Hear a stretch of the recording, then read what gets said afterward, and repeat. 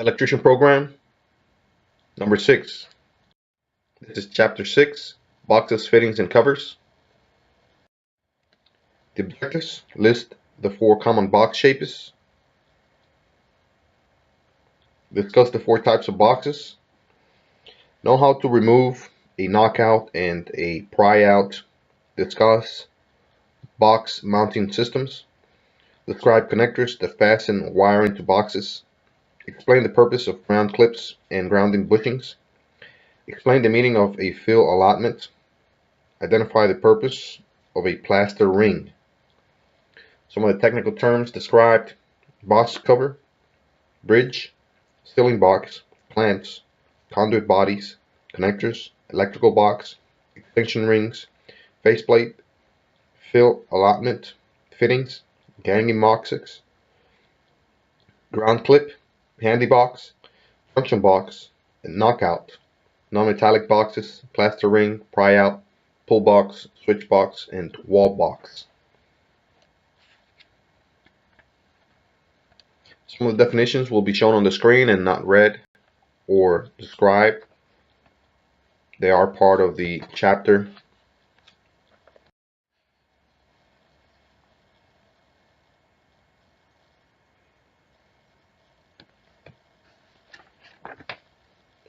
Boxes.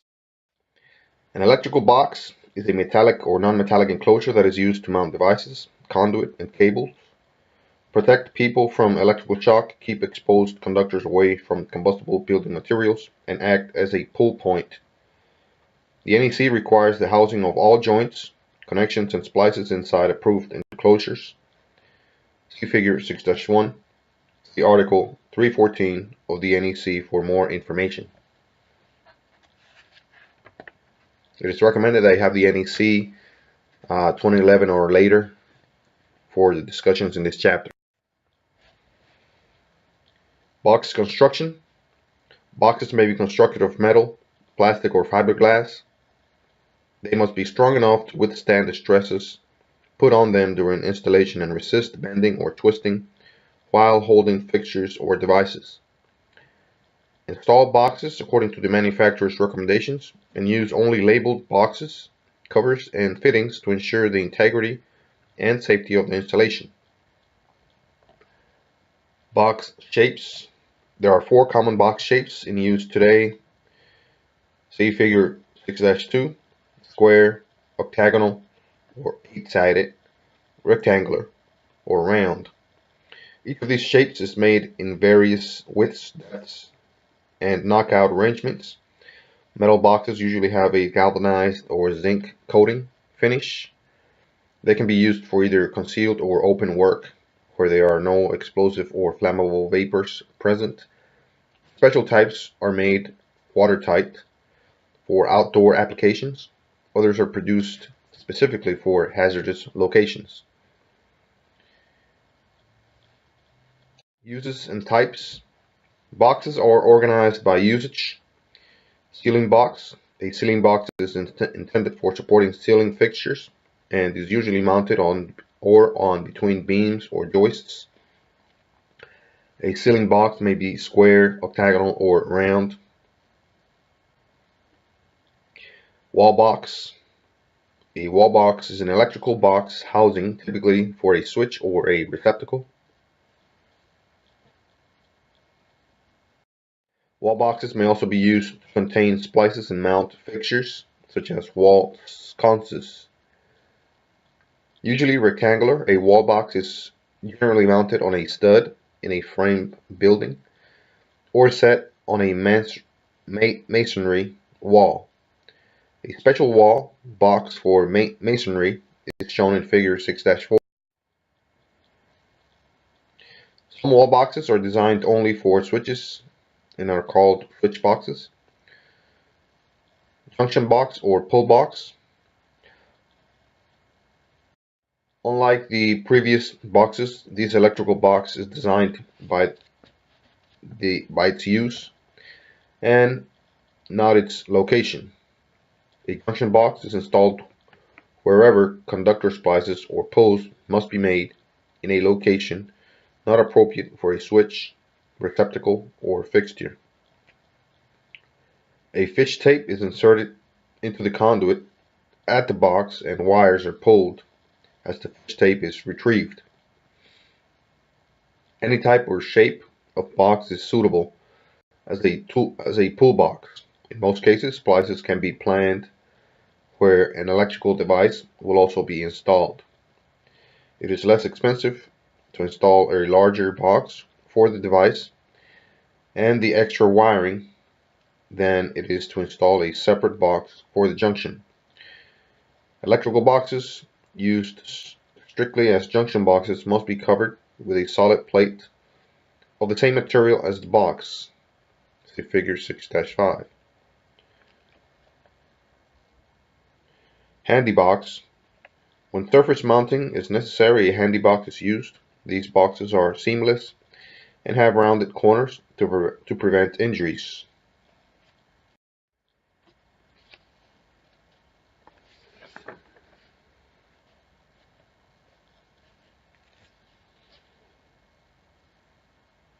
Knockouts and pry outs.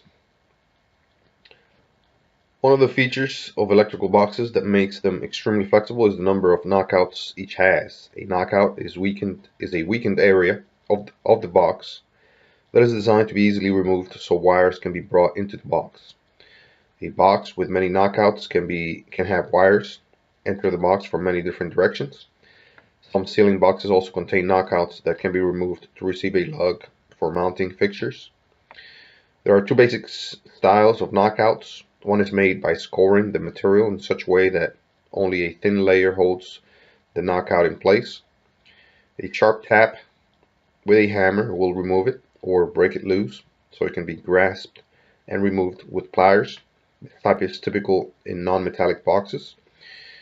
In the second type, the knockout is cut all the way through except for one of two spots. These knockouts can be removed by tapping the knockout with a punch until it's bent far enough to be grabbed with pliers.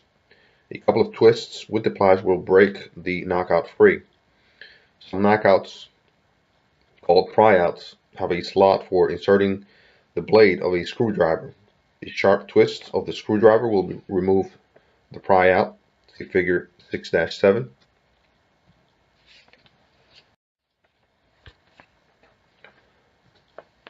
Any hole created by the removal of a knockout or pry out must be used, or the hole will have to be covered. Snap-in seals or special plates are available for covering unused knockout openings.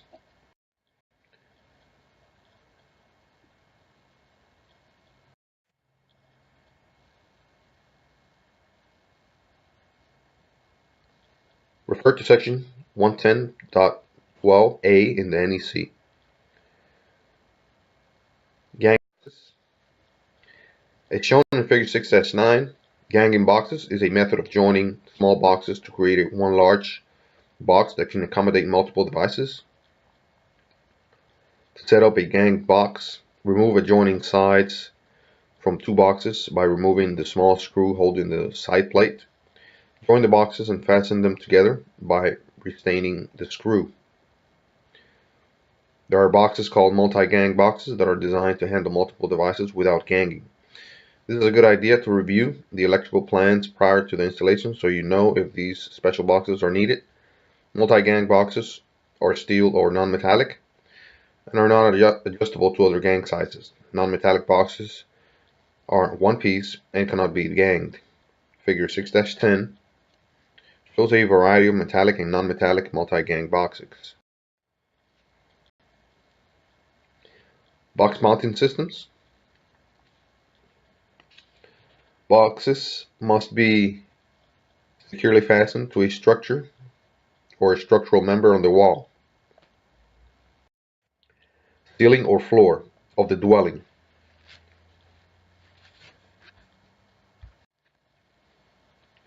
Wall boxes are normally mounted on studs with nails, brackets, or both. There are brackets with built-in fasteners that bite into the wood frame when struck with a hammer. See figure 6-11. Ceiling boxes are fastened either directly to a joist or to a bridge. a wood or metal support that spans two joists. Refer back to figure 6-3 on your text. Non-metallic boxes. Non-metallic boxes are either plastic or fiberglass and are particularly popular in areas that allow non-metallic cable. See figure 6-12. These boxes are rugged, lightweight, and corrosion resistant. Further, their brackets make it easy to position and mount them to wood or metal structural members. Perhaps the greatest advantage is that no grounding connection to the non-metallic box is needed.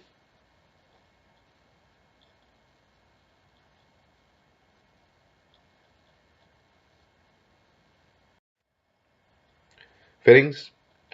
Fittings are parts of a wiring system that are designed to interconnect conduit, conductors, or boxes. They include accessories such as box extension rings, clamps, ground clips, connectors, bushings, lock nuts, nipples, couplings, conduit bodies, and holding devices. Some of these products are shown in figure 6-13. Box extension rings. Extension rings are actually boxes without bottoms. They are used to provide additional volume when a box is too crowded with wires, to bring a box flush to the wall or ceiling surface when the box has been mounted too deep, to assist in a remodeling job when the electrician wants to add a surface wiring to a box that is set in a wall.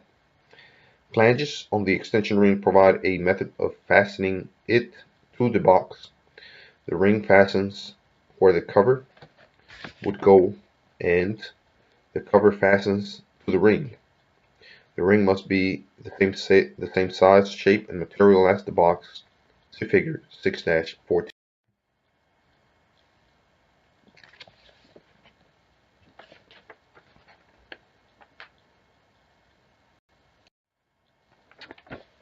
Connectors and clamps. Connectors and clamps are fittings that secure cables and conduit to an electrical box. These fittings are available in straight, 45 and 90-degree angles. You should select the connector based on the type of conduit or cable that is attached to the box. EMT can be connected to an electrical box with a set screw or a compression connector. AC is attached with a set screw or clamping connector. Unless the armor is aluminum, set screw connectors are not allowed on aluminum armor. See figure 6-15 on your text. Non-metallic cable is only attached with a clamp to prevent damage to the soft covering. Many boxes have built-in cable clamps to secure armored cable or non-metallic cable. When such boxes are used, no other connector is needed. See figure 6-16. Conduit bodies. Conduit bodies are boxes that are used when a wire pull point is needed. Usually boxes are used as wire pull points, but conduit bodies are smaller and may be watertight. Conduit bodies come with covers that are removed during the wire pulling. As with boxes, manufacturers must mark bodies for cubic inch capacity. Connections may be threaded, compression, or set screw. Figure 6-17 shows a common conduit body.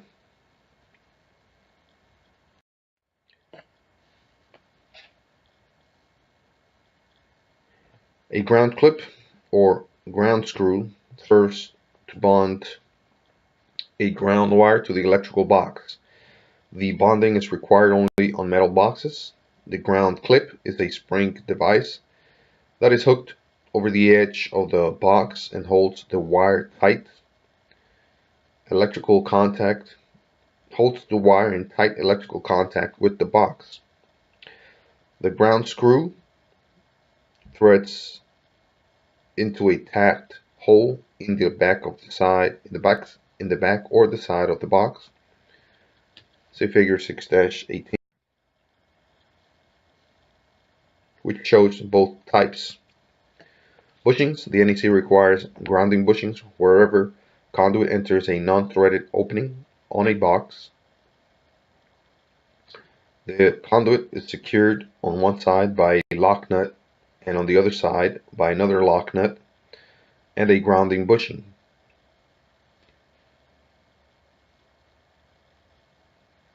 Some grounding bushings have a grounding lug where a grounding wire can be attached.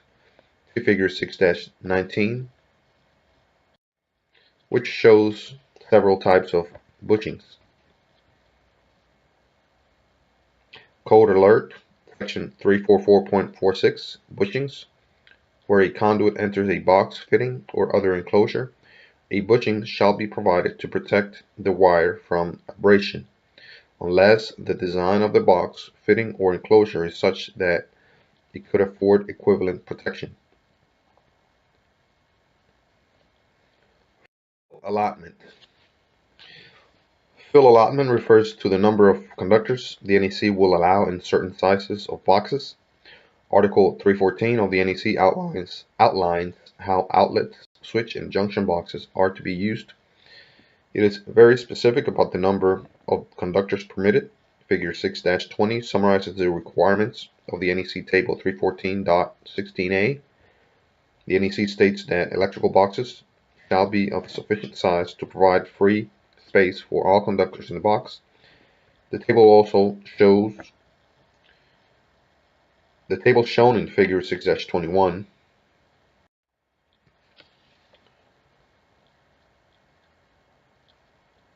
is used to determine the correct box size.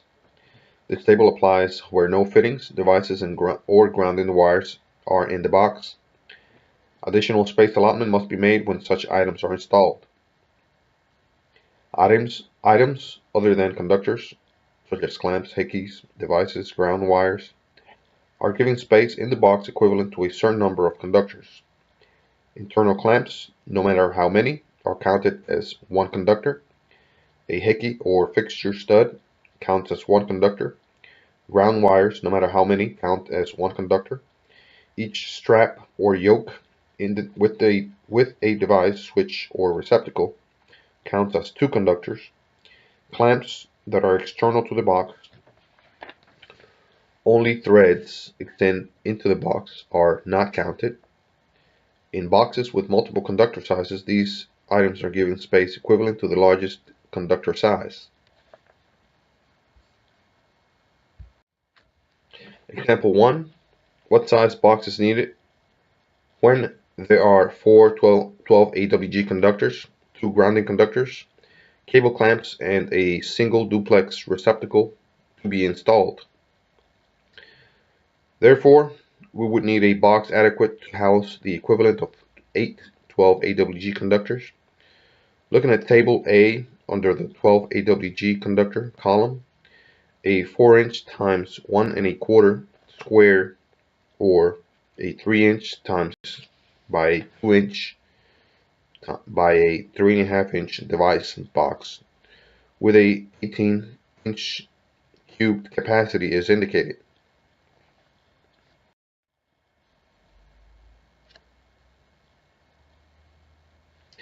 The same results are achieved by using Table 314.16b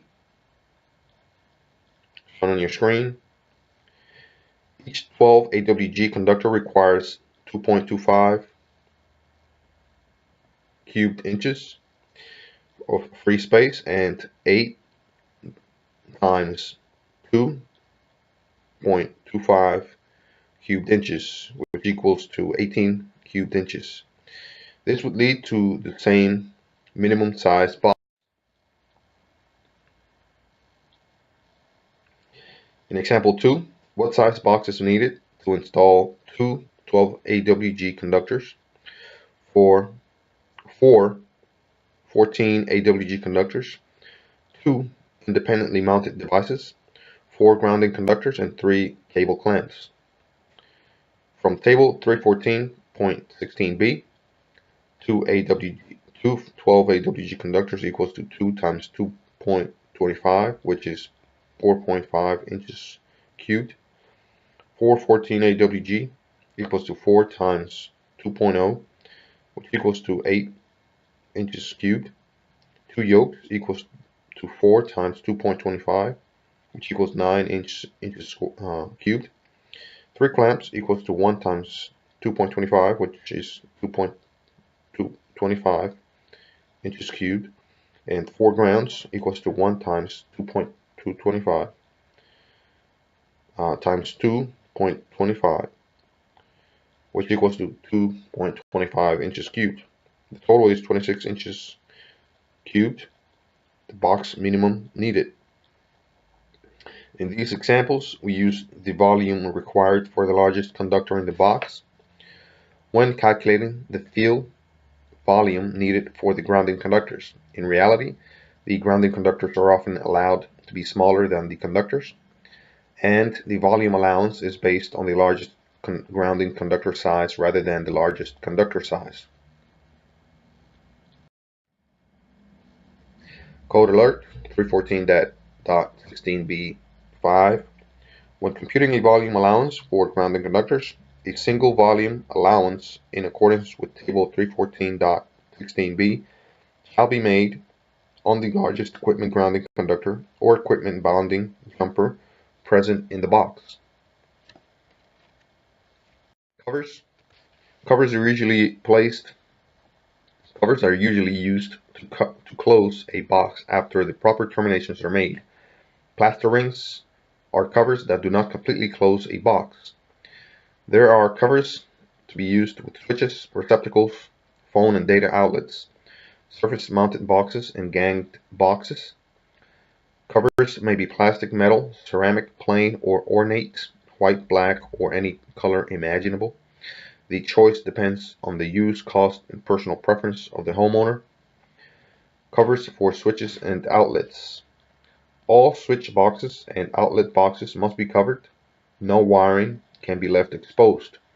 A box cover or faceplate is a flat metallic or non-metallic plate that is placed over a mounted switch or outlet and is large enough to cover the wiring and exposed terminals that are in the box. Because there are different sizes and styles of boxes, there are many different kinds of box covers. Figure 6-2 shows some of them. Some covers are designed to have the switch or receptacle mounted to them. If you need to install a switch in a surface mounted 4x4 box, you will have to use one of these covers. Terminate the switch as usual and attach the switch to the cover. Now the switch and cover assembly can be mounted on the box. Plaster rings. A plaster ring is an extension for a recessed electrical box, which brings the face edge of the box even with the surface of the wall. It compensates for the thickness of the plaster or drywall so that a switch or receptacle is flush with the wall surface when installed. If a square box is used as a junction box and as a location for a single gang device, a plaster ring can be used to provide a mounting point for the device. See figure 6-23, which shows a single gang and a double gang plaster ring. Each plaster ring is stamped with the volume the ring adds when calculating field allotment.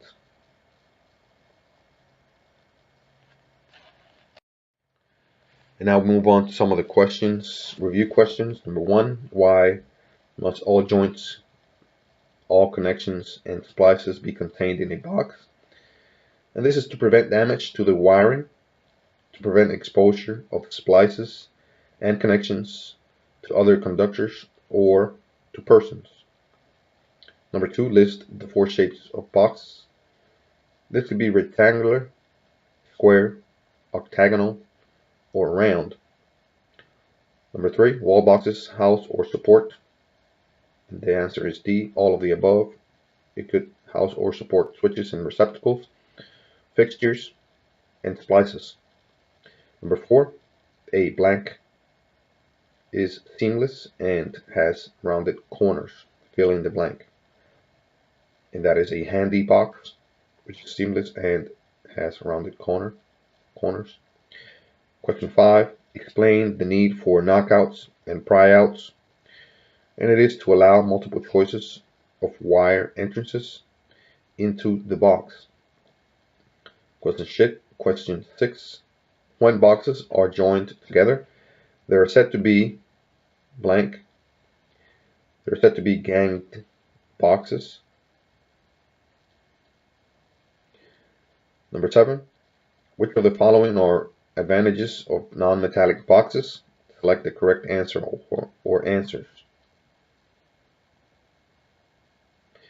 And they're all correct. A, B, C, D, and E. They are corrosion resistant, lightweight, not easily broken or even in extreme cold. They are rugged and cable clamps are not required. Number 8. Fill in the blank. Blank connects cables to boxes in a wiring system. And that would be fittings. Connect cables to boxes in a wiring system. Number 9. Connectors are available in what selections, and select the correct answers or answer. And that would be A, B, and C. It'd be available in straight, 45-degree, and 90-degree angles. Number 10, true or false? The NEC requires a grounding bushing wherever conduit enters a non-threaded opening on a box. And that would be true. Review page 125, paragraph 1. Question 11. List 4 types of boxes, not shapes, and describe what each is used for.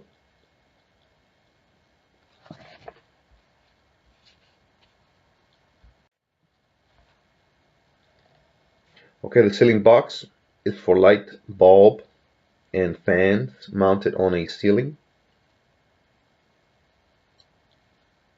These are usually mounted on joists. These are usually mounted on joists or between 2 joists. The handy box is used when the surface mounting is necessary to have rounded corners for preventing injuries. The wall box is an electrical box mounted or intended for supporting switches or receptacles. The switch box is a box designed for switches only. And the junction box is an electrical box that is installed wherever a conductor splices or pulls must be made in a conduit run that is not appropriate for a switch, receptacle, or fixture. Question 12. Describe how boxes can be mounted to the building components and to each other.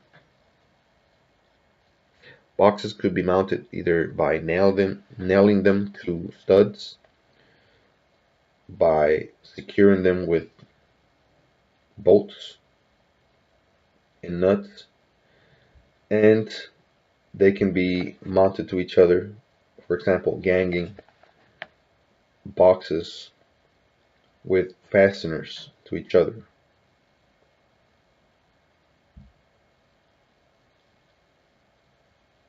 There could be also metal installations to beams, for example, metal beams and other metal structures using bolts and nuts. Question 13, true or false? It is acceptable to stuff as many wires as possible into a junction box. That is obviously false. Question 14, true or false? A plaster ring is used to keep the wet plaster from seeping into an electrical box. That is false. The plaster ring is used to make up for depth that is needed to install, for example, a switch or a pull box or a junction box flush with a surface like a wall or a floor or even a ceiling. Know the code. How many 14 AWG conductors will fit in a 3 by 2 by 3.5 device box?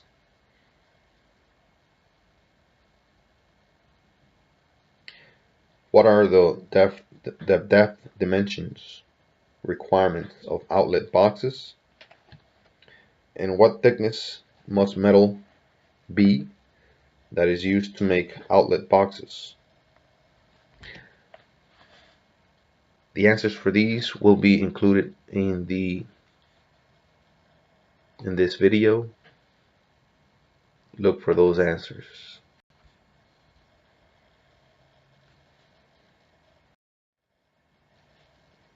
And that concludes this chapter, chapter 6. Thank you for listening.